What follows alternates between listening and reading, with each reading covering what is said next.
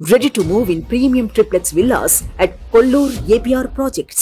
దేశంలోనే బలమైన నేత అంటే టక్కున గుర్తుకొచ్చే పేరు నరేంద్ర మోదీ. మాట తీరుతో మొదలుకుని ప్రధానిగా ఆయన తీసుకునే నిర్ణయాల వరకు ఆయనకు సాటి లేరు, పోటీ రారు అనే చెప్పాలి.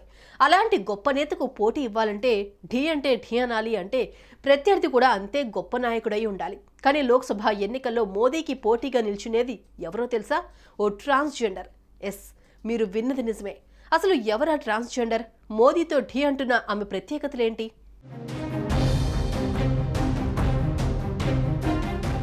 సంచలనాత్మక నిర్ణయాలకు కేర్ ఆఫ్ అడ్రస్ ప్రధాని నరేంద్ర మోడీ. ఆయన తీసుకునే నిర్ణయాలు ఎప్పుడూ కూడా షాక్కి గురి చేస్తాయి. ఆయన ప్రజలతో మమేకమయ్యే తీరు చూస్తే ఏ నేత కూడా ఇలా ఉండరేమో అనిపిస్తుంది. నాయకుడిగా ఎవరైనా ఉంటారు, కానీ గొప్ప నాయకుడిగా మారడం, ప్రజాదరణ పొందడం చాలా కష్టం. కానీ నరేంద్ర మోదీకి అది చాలా తక్కువ సమయంలోనే సాధ్యమైంది.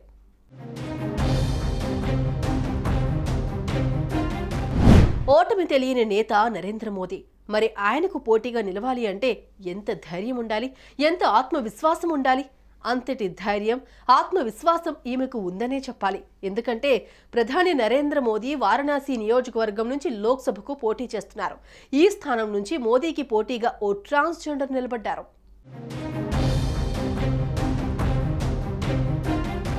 మహామండలేశ్వర్ హేమంగి సఖీమాత. అఖిల భారత హిందూ మహాసభకు చెందిన ఈమె శ్రీకృష్ణుడి పరమభక్తురాలు. గుజరాత్ రాష్ట్రం బరోడాలో జన్మించిన ఆమె ప్రపంచంలోనే భగవద్గీతను బోధిస్తున్న మొట్టమొదటి ట్రాన్స్జెండర్. హేమంగి సఖీ తల్లి పంజాబీ, తండ్రి గుజరాతీ. తండ్రి సినిమా డిస్ట్రిబ్యూటర్ కావడంతో ముంబైలో స్థిరపడ్డారు. తల్లిదండ్రులు మరణించిన తర్వాత హేమంగి సఖీ బృందావనం చేరుకుని అక్కడ పలు గ్రంథాలను అధ్యయనం చేశారు. ఆ తర్వాత ప్రపంచవ్యాప్తంగా ఆమె భగవద్గీతను బోధిస్తోంది. పంజాబీ, గుజరాతీ, హిందీ, ఇంగ్లీష్, మరాఠీ మొదలైన భాషలలో భగవద్గీతను వివరిస్తూనే బ్యాంకాక్, సింగపూర్, మారిషస్ మొదలైన దేశాలలో కూడా చాలా మందికి భగవద్గీత కథను వినిపించి తనకంటూ ఓ పేరు సంపాదించుకుంది.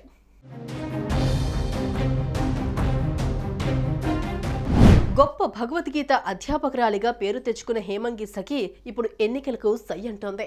ఏకంగా ప్రధాని మోదీకే సవాల్ విసురుతోంది. ఇప్పటి వరకు 2 ఎన్నికల్లోనూ నరేంద్ర మోదీకి ఆప్ లేదా సమాజ్వాదీ పార్టీ పోటీలో ఉండేది. కానీ ఇప్పుడు హిందూ మహాసభ నుంచి హేమంగి సఖీ బీజేపీకి పోటీగా నిలుస్తోంది. దీంతో అందరి దృష్టి ఇప్పుడు ఈమెపై పడింది.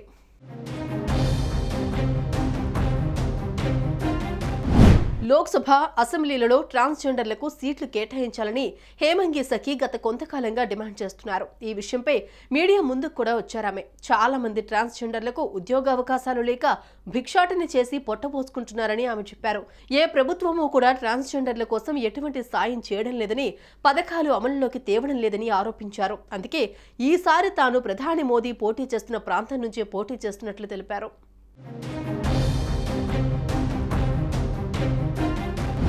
అటు బీజేపీ హిందుత్వ భావజాలంతో ముందుకు వెళ్తోంది.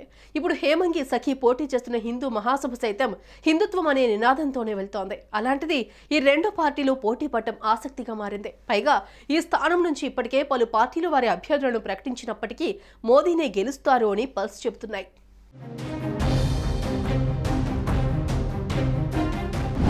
ఏదేమైనా ప్రధాని మోదీకి పోటీగా నిలవాలంటే ధైర్యం ఉండాలి. ఆయనపై గెలవాలి అంటే ఆత్మవిశ్వాసం ఉండాలి. ఇప్పుడు హేమంగి సఖీ ఏం చేస్తారు? ఆమె ప్రచారం ఎలా సాగుతుంది అనేది ఇప్పుడు ఆసక్తికరంగా మారింది. ప్రధాని మీదే పోటీ చేస్తున్న ట్రాన్స్జెండర్ కావడంతో హేమంగి సఖీ గురించి తెగ సర్చ్ చేస్తున్నారు నెటిజన్లు.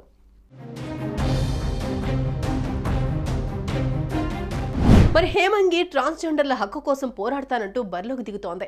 ఈమె విజయం ఖాయమనిపిస్తుందా, లేక వేరే స్థానం నుంచి పోటీ చేస్తే గెలిచే అవకాశం ఉందని మీకు అనిపిస్తోందా? ఏమనుకుంటున్నారు? కామెంట్లో చెప్పండి. సుమన్ టీవీలో మీ పర్సనల్ అండ్ బిజినెస్ ప్రమోషన్స్ కోసం కింది నెంబర్కి కాంటాక్ట్ చేయండి.